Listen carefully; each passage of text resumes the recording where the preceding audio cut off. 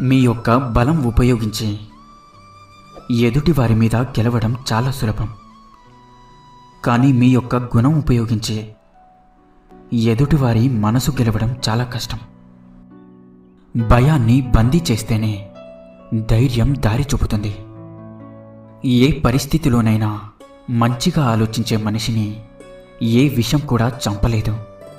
ప్రతి విషయాన్ని చెడు భావంతో చూసే వ్యక్తిని ఏ ఔషధం కూడా బాగు చేయలేదు. మీ దగ్గర ఏమీ లేనప్పుడు మీకు ఉండే ఓపిక, అలాగే మీ దగ్గర అన్నీ ఉన్నప్పుడు మీ యొక్క ప్రవర్తన, ఈ రెండు విషయాలు మీరు ఎలాంటి వారో తెలియజేస్తాయి. తలరాతను ఎప్పుడూ కూడా నిందించకండి.